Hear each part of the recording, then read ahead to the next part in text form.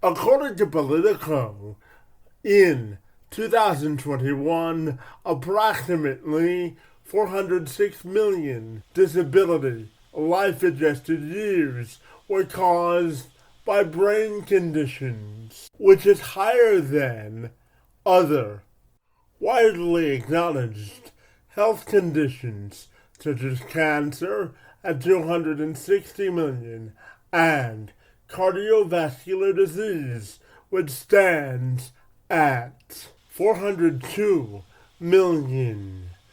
For Mark Williams, he's dedicated nearly 30 years of his life to studying the health of our brain and how neuroscience affects the quality of our lives from a social, economic, and psychological standpoint.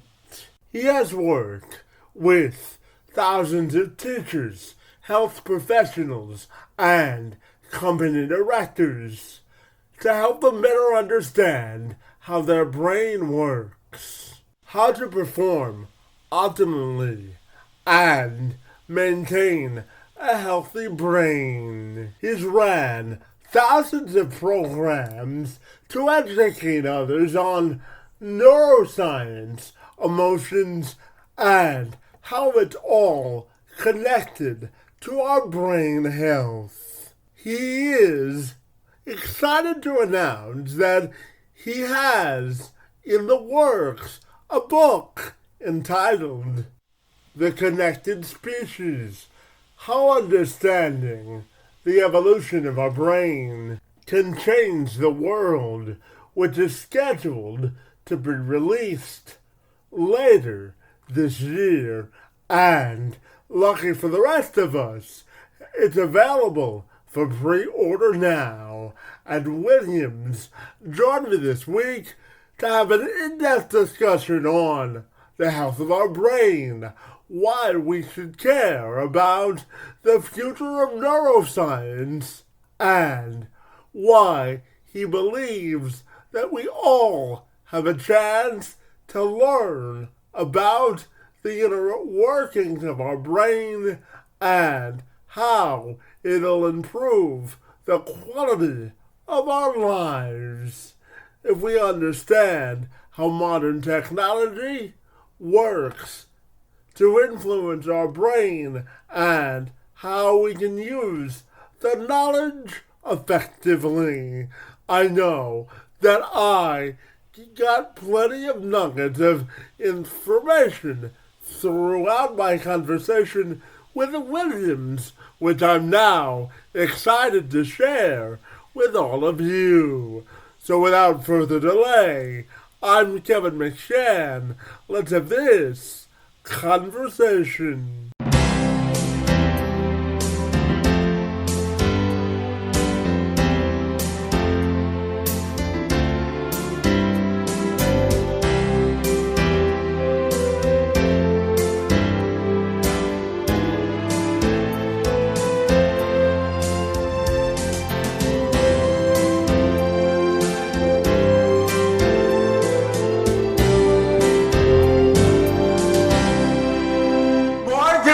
I'll take a moment to welcome you to the program, my friend, and I'm super excited to learn all about your extensive expertise as it comes to our brain and neuroscience health. Great to see you today, and thank you so very much for being here. No problem at all, Kevin. Absolutely. Now, Mark, I know that you've had an extensive background in helping individuals, teams, and corporations better understand their brain and neuroscience health. So I'm wondering if you can tell me about what makes you so fabulous and why you're so passionate about the work that you do. Yeah, that's a great question. It's a big question. I don't know whether I can answer that in the next hour or not. I actually grew up in a small country town. And my mother actually had mental illness and she self-medicated, and I hated school, and I thought I was quite dumb when I was at school. I was told by my principal when I was 16 that I'd be dead or in prison by the time I was 25. And I left school thinking that I didn't really have much to offer the world. It wasn't until I was 25 that I went back to school, and I had a physics teacher when I went back to school when I was 25, and he convinced me that I was actually intelligent and that I should go and do science, and that I had something, worthwhile and to offer the world. And so I did, and I ended up working at MIT after quite a lot of study, which made me realize that we can be really affected by the people around us, but we can also change, our own worlds by actually, doing stuff that we love or things that we love.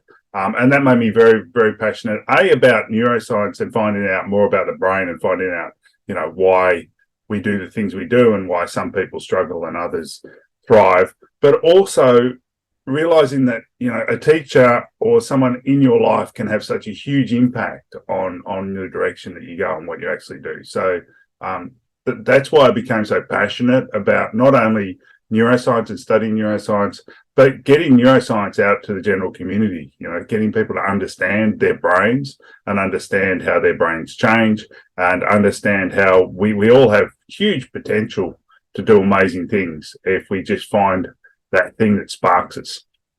Yeah, absolutely. So, Mark, tell me, what is the key to making sure that our brain performs at an optimal level, and why should people be concerned with their brain health? Yeah, I mean, our brains are us, right? Our brains are everything about us. Our brains control our movement. Our brains control our emotions. Our brains help us to sleep at night. Our brains enable us to sleep at night. Our brains enable us to speak and communicate. Our brains enable us to walk and talk. Our brains do everything who we are. And our perception of the world is, of course, through our brains as well. So, our brains are really our most important asset as far as I'm concerned. There is no other thing that's as important. And so, therefore, keeping it healthy is extremely important. And it doesn't matter whether you're a sports person or you're a scientist or you're a teacher or you're a doctor or you're a carpenter or whatever. Your brain is the thing that's actually driving you. It's the thing that's actually controlling you, and it's the thing that allows you to do all the things you do every day. So keeping your brain healthy, I think, is the most important thing that we can do as humans. And we need to be more aware of that, and we need to do more of it.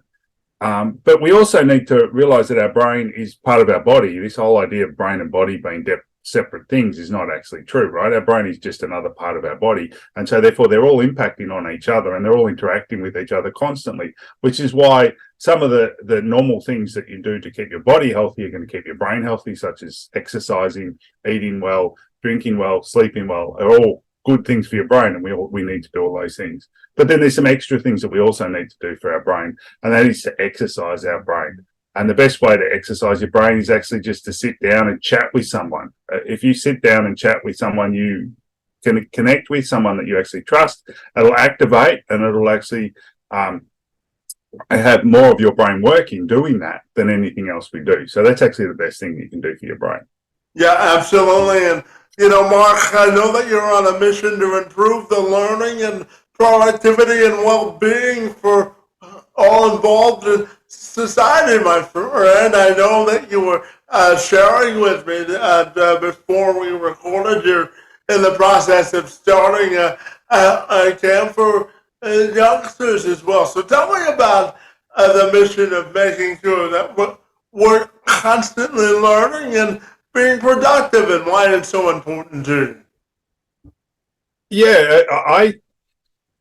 I've seen a real drop. So we know that productivity in organizations has dropped significantly over the last 20, 30 years. And we also know that in schools, the outcomes and their learning has dropped significantly over the last 10, 15 years, which is really concerning because we know a lot more about the brain than we ever have before. And we know how the brain works. And there's some really easy things that we can do to actually improve productivity and improve learning in schools.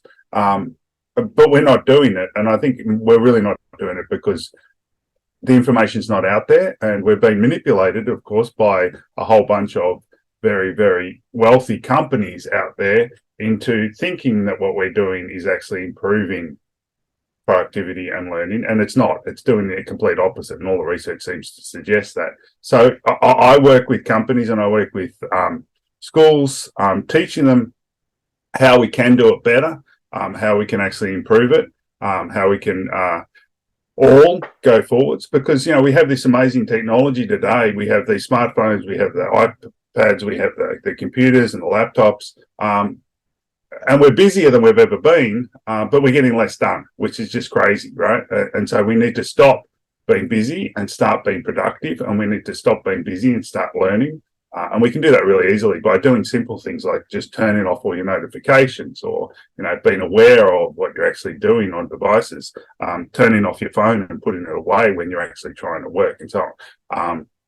So there's some really easy tweaks, and then there's some more complicated things, such as actually when you want to actually teach someone, you've got to connect with them first. You can't actually teach someone unless you have a connection with them, and we know that people don't learn from people they're not connected with. So establishing that connection first with the individual. So if you're a leader and you're leading a group of people in an organization, you've got to create a connection with them first before you can actually lead them. And similarly, if you're a teacher and you're in a classroom, you've got to actually connect with those students before you can actually teach them, because they won't learn unless they feel connected to you. And so learning how to connect with people, which sadly a lot of us have lost that ability, but it's fairly easy with some simple tweaks to actually get that ability back. Yeah, absolutely. And you mentioned the importance of exercising our brain, Mark, and engaging in conversation is a stimulating process for a number of reasons. But I'm wondering if you could tell me about what specifically, in terms of benefits, the art of conversation does for our neuroscience and the health of our brain. Yeah, that's an awesome question. So conversation is really actually very complicated. We've only had the ability to have sophisticated language for about 150,000 years, which isn't very long at all. And we've only been reading and writing in the last 1 or 2 generations. So our brains haven't evolved to enable us to do that. So it takes a lot of our brain capacity when we do that. So we really got to concentrate when we're actually communicating. And we've got to actually spend the time to actually listen to the other person. And it activates huge amounts of our brain because it is so complicated and difficult to do.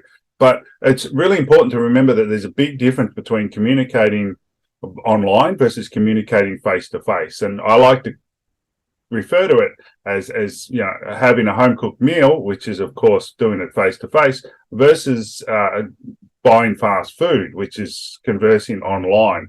And the reason for that is when you're conversing online, even if you're on something like this where we're on Zoom and we can see each other, all you're getting is the head of the person. You're not actually getting the whole body. And one of the really important parts of conversing and communicating is understanding how the other person's feeling. And we do that via seeing their body language, so seeing how their body moves, and we actually react to their body movement. So when we see their body language, our area of our brain called the mirror neuron system activates, and it activates the areas of our brain which would be involved in us doing the same thing, the same movement, which tells us and helps us understand how that person's feeling. It also results in us mimicking that person so that we get a real connection between the two of us, which we can't get online because all we're doing is seeing the head of the person.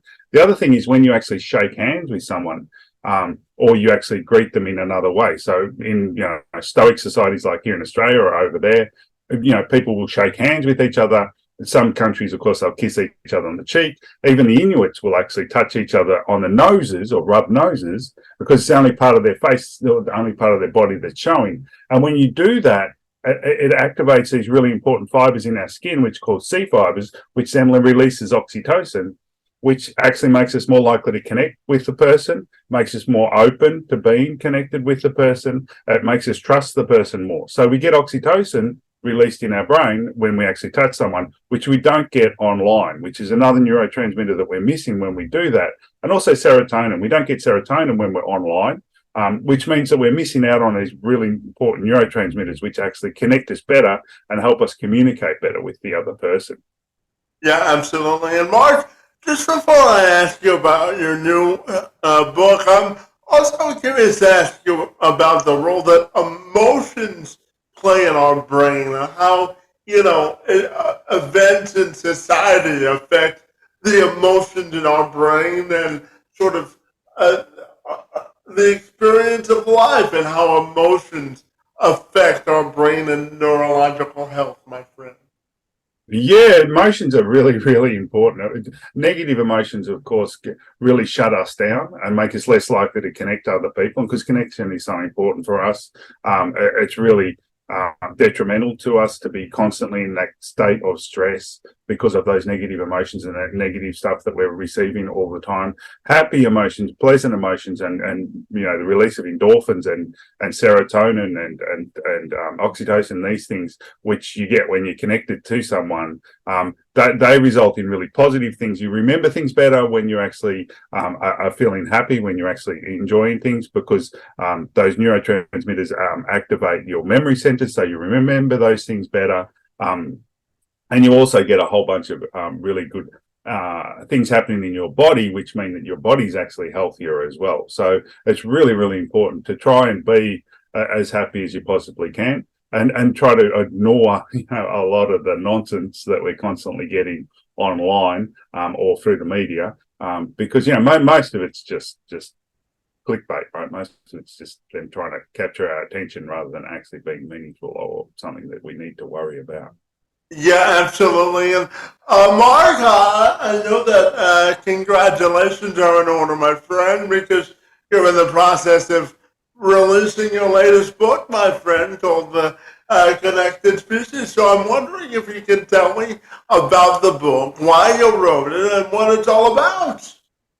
Yeah, so it's been a huge pleasure writing the book. I've wanted to write the book for many, many, many years. Um, and there's been lots of stops and starts. And then because of COVID and the lockdowns that happened here in Australia, You I had the decided to time, sit right? down. I had the time. Yeah, so many people have had the time to write books during COVID, or do other big projects. But yeah, I had the time. I sat down and finally wrote it, which was awesome. It's based on a lot of my research, but also has a lot of other people's research in it. I think it's really timely at the moment, given what was happening with COVID. But it is about the fact that we have a large brain, and we actually became the alpha species in the world because of the fact that we're connected, and we're more connected than any other species in the world. And that's actually what's driven us to be, the amazing species that we are and have this amazing technology. And we need to realize that that's really important for us. We're the only species that connects across groups. So, you have bees and ants and all these things that have amazing hives and really complicated hives, but one beehive won't actually collaborate with another beehive, right? Whereas we actually collaborate across groups, we collaborate across societies, we collaborate across nations. But we're losing a lot of that because of the way we're being manipulated by technology and the way society is sort of gone because of COVID and other things that are actually happening. We're not connecting with people. And the fact that we need to connect with people in real life and face to face, and the importance of face-to-face connection, as I was talking about before, and the really detrimental effect it has on your brain when you're only connecting online. And so, it goes through all those things. It has tips and tricks at the end of each chapter that you can actually implement in your life so that you can improve the way your brain is actually functioning, the way your brain's developing, and improve your productivity and your learning. And your relationships, and enable you to actually live longer. Because actually connecting with people and having people in your life that you can sit down and chat with is better for your mental health than anything else you can do, and any drug that's actually out there. Don't tell the pharmaceutical companies, but rather than taking a drug, if you actually sit down and chat with someone, you will be better off long term than anything else you can actually do. Yeah, absolutely. And Mark, there's nothing like authentic human connection, right? There is nothing like it. We've got to do it more often. We've all got to do it more often with more people. Absolutely. And Mark, I'm curious to get your overall arching view when it comes to our brain or neurological health. What are three things that people most often overlook that really affect their quality of life when it comes to their overall brain health? Yeah, I think the first one is definitely use it or lose it. So we know now that our brains are constantly changing. We used to have this theory that your brain developed until you're in your adult days, and then from there it sort of just went backwards. That's not true. Our brain constantly changes, and it changes based on what we do and what we don't do, which is why we now use the term use it or lose it. So if you're doing positive things like catching up with people on a regular basis and having friends that you actually chat with, which activates a lot of your brain, then your brain will get stronger and it will get healthier, and you'll live longer, and you're less likely to get neurodegenerative diseases, and you're less likely to be depressed, and you're less likely to have anxiety, and so on. So if you're using it, it's going to get stronger, just like any other muscle you have. If you're not using it, then it will atrophy. So if you're actually just sitting in front of, computer and scrolling on TikTok or whatever constantly, and you're not using your brain for things that are actually important for us as humans, then it will atrophy, and it will get, less strong, and areas of it will not be able to do the things that we used to do before. And that's one of the big problems we have in society today, because, our phones and stuff are taking us away from actually doing things that are good for our brain, and we're doing all this stuff which is not good for our brain, and it is slowly atrophying. So that's number one: use it or lose it. Make sure you're exercising your brain just like you're exercising your body. The next one is that our brains are actually capacity limited. So we have a working memory which is really capacity limited, which means that you can only do one thing at a time. And we're incapable, our brains are incapable of multitasking. We can't do two things at once. So every time you switch from one thing to another, it is actually draining. It's actually takes effort, and therefore it is stressful on your brain. But also, you lose the last 90 seconds of what you were doing. So if you're doing a particular task and someone interrupts you, then you lose the last 90 seconds of what you were doing, which is why when you come back to it, you're like, oh, what was I doing? Where was I up to? But also, if your phone dings or your phone vibrates or whatever, you lose the last 90 seconds of what you were doing, because again, you can't multitask. So your attention goes to your phone, you lose everything in your working memory, and then you've got to try and get it back again. And so every time we're interrupted by dings or, notifications on our laptops or notifications on our tablets or whatever, those things actually might mean we're losing 90 seconds of our time every time that happens without us even looking at it. So I think people need to realize that we can't multitask, we're constantly switching, and that's what's really causing a lot of the productivity issues and a lot of the learning issues in our lives at the moment. And then the last one, which we've already talked about, of course, is the fact that spending time with people is better for your brain than anything else you can do. It activates more of your brain. It exercises more of your brain. So, schedule into your day every day to spend half an hour with someone that you love, someone that you care about, someone that is actually really important to you, and have a real conversation with them, which is so important, and will really exercise your brain and make it more healthy. Yeah, absolutely. Thank you so much for sharing that, Mark. And I know that you've been a professor for over 25 years in the area of cognitive and neuroscience, and you've conducted behavioral and brain imaging research focused on social skills, and you've taught the fundamentals of neuroscience as well. And I know that you've had a wide range of students and experiences, my friend, publishing more than 70 scientific articles. So congratulations on that. So I'm curious, Mark, as you mentioned before, you worked at MIT in the US and you've worked in Australia, of course, but I'm curious, what's the biggest lesson or something that you've learned throughout your work in the field of neuroscience that's really had an impact on your professional and personal life as well?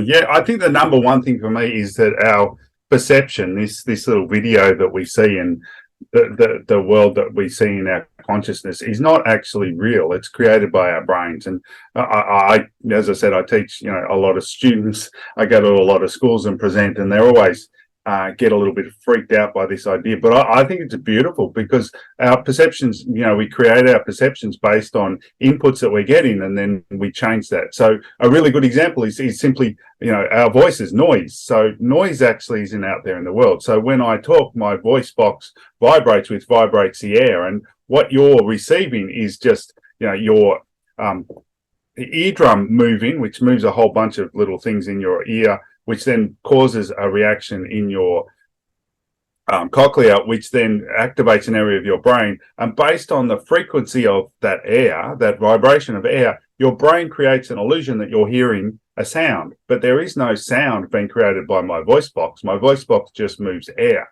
So there is no sound out there in the world, and there is no color out there in the world, for example, and so on.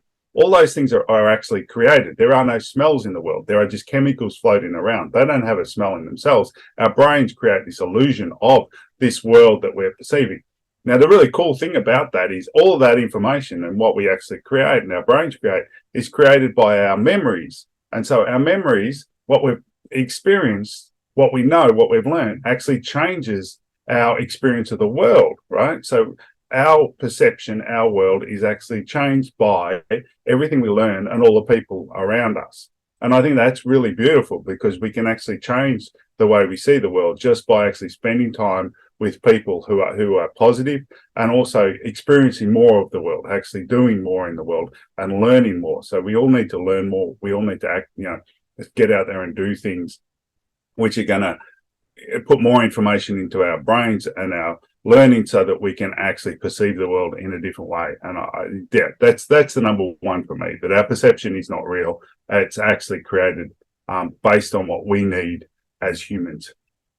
Yeah, absolutely. And Mark, here comes a question I promised I would ask you about the importance of getting younger people invested in the field of neuroscience and really understanding how their brain works.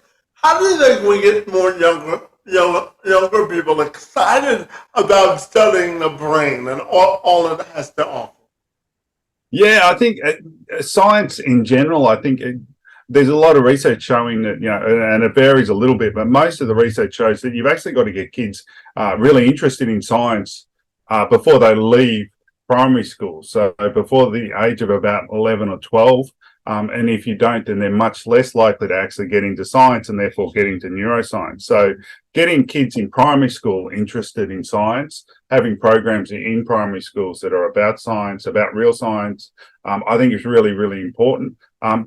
Brain, kids love. I've been teaching neuroscience to kindy kids for many, many years. I have a new program which we're just about to pilot where we'll be teaching grade 5 and 6 kids about their brains and doing a whole bunch of different little fun illusions and experiments with them on that. So getting into primary schools, I think primary schools is where we've got to start and get kids really, really motivated about the brains. Because the brains, there's so much fun stuff you can do in the area of the brain with illusions and tricks you can do with the perception and so on. The kids really, really get off on that and really, really get excited about it. Yeah, if they see it. Yeah, absolutely. And Mark, tell me, what do you see as the future of brain health, and what do you think neuroscience is going within the next, say, 5 to 10 years? So I think there's been a lot of negative chat out there about what they call artificial intelligence, which to be honest isn't intelligent at all. It's just learning algorithms, and you can get a slug to learn. So I don't think there's anything to worry about in relation to artificial intelligence, but that's for another conversation. But back 20 years ago, I was using these learning algorithms that they're now calling artificial intelligence to look at brain imaging data and actually look at how the brain actually works. So I think using those algorithms more to discover more about the brain is going to be really exciting in the future, because they are getting more sophisticated, and the computing power that we've got now is much more vast. So we're able to do things much quicker. So I think we will probably discover a lot about the brain and how the brain works through using these learning algorithms, which would be really cool and really make some big changes in our understanding of the brain. Yeah, absolutely. And Mark, I know you're a native Australian, my friend, and I have to tell you I'm a native Canadian, my friend. So tell me about the power of connection. You mentioned earlier about the power of authentic connection. You know, we've been talking for just about a half an hour now, and I'm curious about how technology can help stimulate our brain through a conversation. What are your thoughts there? So yeah, connection's really, really important, and it's amazing. A lot of people think because I talk about the negative aspects of technology, a lot of people think that I'm anti-technology, and I'm not at all. I think we've got amazing technology, and we should be using it in a positive way. I mean, the fact that we've got these incredible computers in our back pockets that we wouldn't have even imagined 20 years ago, 25, 30 years ago, is awesome. We've just got to use them better. But the fact that, we can chat, it's early in the morning here, it's late in the afternoon there. We can chat across continents easily. We can chat anytime we want is really, really awesome. And it means that we can collaborate more. COVID was an amazing demonstration of the fact that when our society as a whole, the whole world gets together and says, hey, we've got to solve this problem, we can do it. We came up with a vaccine in 6 months or 12 months. I mean, that was incredible, where, vaccines usually take decades to actually get onto the market.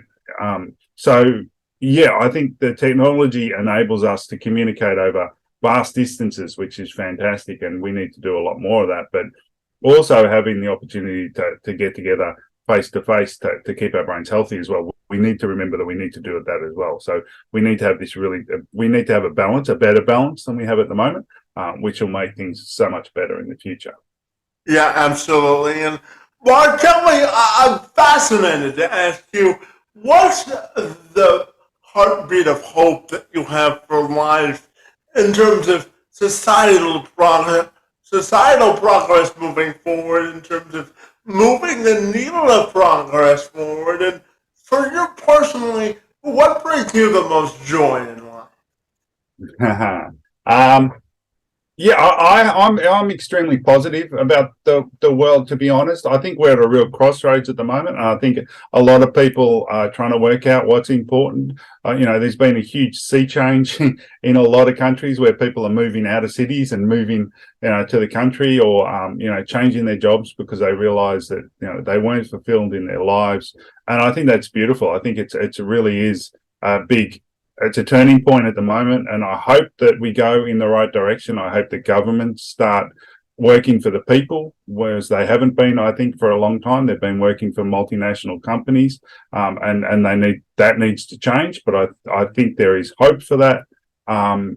My biggest joy, to be honest, is, well, firstly, of course, my family. I have kids, and I love spending time with my kids. And secondly is surfing. I surf regularly. I have a bunch of mates that I go surfing with, and we sit out in the line up and chat and wait for waves. I'm getting a bit older now, so that I'm not as fit as I used to be, so I'm not catching as many waves. And then we usually catch a coffee afterwards and have a chat about life and all of the weird and wonderful things that are happening. That's what really brings me joy. To be honest, from a personal point of view, from a professional point of view, working with people and seeing the changes that are happening, and actually working with people and having them then email me or call me or ask me back because, they've had big shifts in what's been happening in their organization or in the school. That also brings me a huge amount of joy and pleasure.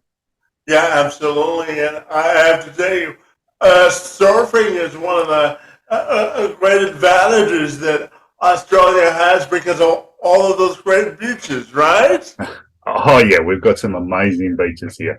I actually live just down the road from North Narrabeen, which is the only beach that's mentioned in Surfing USA that's outside of the USA. So there's a little tidbit for you. Well, thank you for sharing that with me. And, Mark, my final question for you has to do with your own personal and professional legacy and how you want that to be defined. Yeah, that was one. That's one of those ones that's hard to always define. I think I would like to leave a legacy of getting people to have healthier brains. I mean, that's what I'm really all about. Is is making the world a little bit healthier for all of our brains. If I could establish that, if I could make, even the slightest difference in some organizations across the world, I think that would be awesome. But also about being somebody who made people's lives a bit better, just by being with them, having good relationships with people. I think having good relationships with a lot of people, as many people as I can, and always respecting everyone I come across. Yeah, absolutely. And Mark, finally, tell me, if people want to get connected with you, what's the best way they can do that? Yeah, if you just go to my website, which is drmarkwilliams.com, so dr and then markwilliams.com, that's the best place to get a hold of me. There's a link there to my book, or if you just look up The Connected Species on it, wherever you get your books, it's available for pre-order now. And it's selling now pretty quickly. So yeah, I'd get on there and get on the list. Well, Mark, I want to wish you the best of luck. Certainly with the book, I want to thank you for your work in the field of brain and neuroscience. And I want to thank you for getting up early across the pond to engage in conversation about our brain health and everything in between. Your work in the space and time on my behalf is most appreciated, and I want to thank you for joining me today. Thank you so much for having me, Kevin. It's been a real pleasure.